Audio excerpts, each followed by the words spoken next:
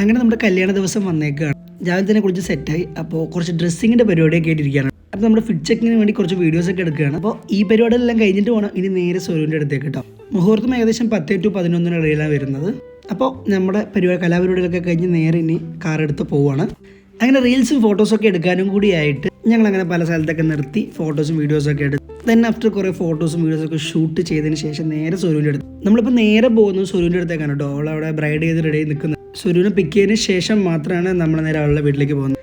Video എടുത്തുകൊണ്ടിരിക്കുകയാണ് കേട്ടോ. ഒന്നും പറയാനില്ലാത്ത ഞങ്ങൾ ആക്ഷൻസ് കാട്ടി അങ്ങോട്ടും ഇങ്ങോട്ടും നോക്കി ചിരിച്ചുകൊണ്ടിരിക്കുകയാണ്. ഞാൻ ഇന്നലെ പറഞ്ഞ പോലെ തന്നെ എനിക്ക് കല്യാണം ഭയങ്കര എക്സൈറ്റ്മെൻ്റ് ആണ് കേട്ടോ.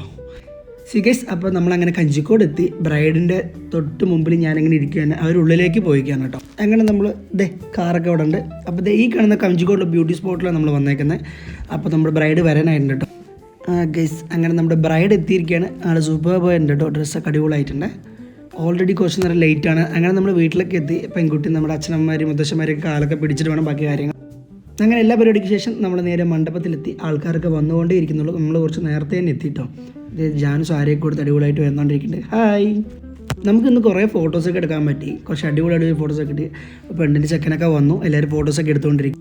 എനിക്കിപ്പോഴേ നല്ല വിഷമമുണ്ട്. രാവിലെ 2 ദോശ കഴിച്ചിട്ടുള്ളത്. അങ്ങനെ ഓരോരോ ഫോട്ടോസും വീഡിയോസൊക്കെ എടുത്തുകൊണ്ടിരിക്കുകയാണ്. നമ്മളും എടുത്തുകൊണ്ടിരിക്കുക. അപ്പോൾ അളിയൻ ചങ്ങായി എന്തൊക്കെയോ കാണിക്കുന്നില്ല. എന്താ അളിയെ കാണിക്കണമെന്ന് ദൈവത്തിന് മാത്രമേ അറിയൂ. അളിയൻ ആക്ഷൻസൊക്കെ ഇടുകയാണ്.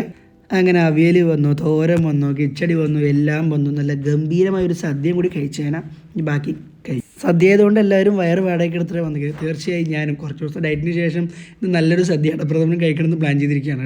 അങ്ങനെ നമ്മൾ നല്ല അസല് സദ്യയൊക്കെ കഴിച്ചു. അങ്ങനെ ഈവനിങ് പാർട്ടിയിലെത്തി. അപ്പോൾ ഇതൊരു വ്ളോഗ് കഴിഞ്ഞു. ഇതിനപ്പുറത്തേക്കൊരു വ്ളോഗ് ഇനിയില്ല. ചെറിയൊരു ഷോർട്സ് മാത്രം. ഓക്കെ, അപ്പോൾ ബൈ.